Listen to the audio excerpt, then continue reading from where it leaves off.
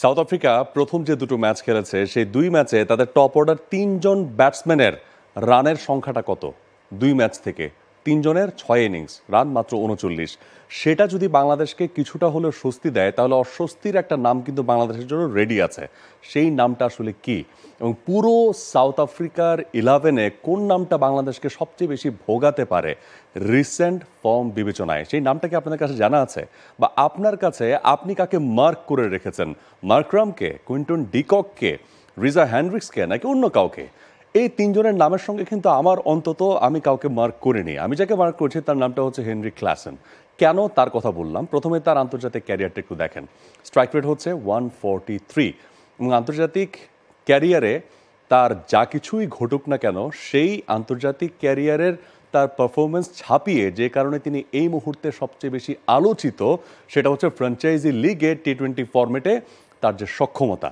সেখান থেকে আপনাদেরকে যদি একটু আইপিএলে নিয়ে যাই, তিনি রিসেন্ট এসআরএইচ-এর হয়ে যে তাণ্ডব তিনি চালিয়েছেন এবং পুরো আইপিএলে যে ধরনের ফর্ম তিনি আসলে ক্যারি করেছেন, এই স্ট্যাটিস্টিক্সটাই আসলে আপনাদেরকে সব কিছু বলে দিচ্ছে। আইপিএলে তার রানের সংখ্যাটা ছিল 479, এবং সেখান থেকে তার 4টা 50 ছিল, but most important part was that তার স্ট্রাইক রেট 171। ইম্প্যাক্টফুল থাকা টি-20 ম্যাচে সবচেয়ে যে বিষয়টা গুরুত্বপূর্ণ, সেটা হচ্ছে যে দলের জন্য ব্যাটিং অর্ডারে ইম্প্যাক্টফুল ব্যাটিং করা, অপোনেন্টের উপর প্রেশারটাকে শিফট করাতে পারা। হেনরি ক্লাসেন সেই কাজটা ঠিকঠাক মতো করেছেন, এবং সেটা যে ঠিকঠাক মতো করেছেন সেটার একটা বড় প্রমাণ হচ্ছে তার হার্ড হিটিং অ্যাবিলিটি।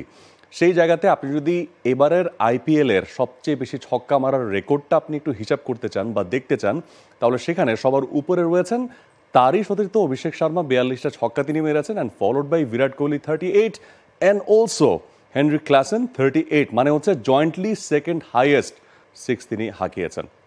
শুধু কি আইপিএলে, আসেন এসএ টি-20-তে, মানে তার আগেই যে সাউথ আফ্রিকা তারা যে ফ্র্যাঞ্চাইজি লিগটা অ্যারেঞ্জ করছে সেখানে তিনি কি তাণ্ডব চালিয়েছেন।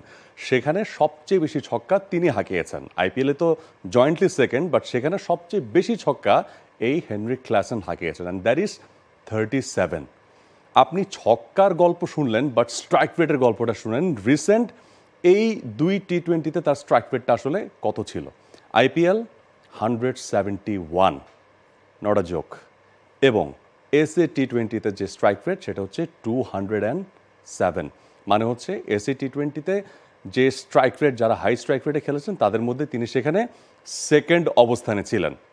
সো ওভারঅল বোঝাই যাচ্ছে তিনি কতটা বিধ্বংসী ব্যাটার হতে পারেন। বাট একটা স্বস্তির বিষয় জানিয়ে দেই, এই বিধ্বংসী ব্যাটার থেকে বাংলাদেশের স্বস্তির জায়গা কোনটা? বাংলাদেশের স্বস্তির জায়গা হচ্ছে আরেকটা পরিসংখ্যান একটু আপনাদেরকে দেখাই। সেটা হচ্ছে যে ইন্টারন্যাশনাল টি-20 আপনি যদি তার লাস্ট 15টা টি-20 ঘাটেন, তাহলে একটা মাত্র 30 ঊর্ধ্ব ইনিংস আপনি খুঁজে পাবেন। সো বুঝতেই পারছেন, ফ্র্যাঞ্চাইজি লিগে তিনি যতটা উজ্জ্বল, আন্তর্জাতিক টি-20-তে তিনি সেখানে ততটাই নিষ্প্রভ। সেটাই কি বাংলাদেশের প্লাস পয়েন্ট? আবার লাস্ট দুই ম্যাচে টপ অর্ডারের তিনজন ব্যাটসম্যান তারা রান পাচ্ছেন না। সো সাউথ আফ্রিকা বলতে যে ভীতিটা আছে, সেই ভীতিটা কিন্তু অনেকাংশেই কম আছে যদি সেই রসদটা বাংলাদেশ খুঁজে নিতে পারে।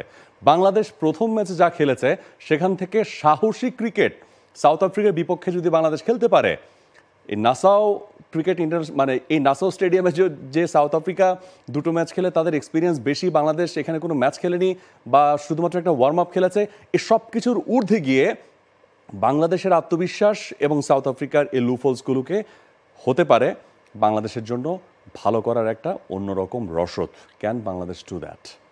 For more updates, subscribe to our YouTube channel and click on the bell icon. Follow us on Facebook and Instagram.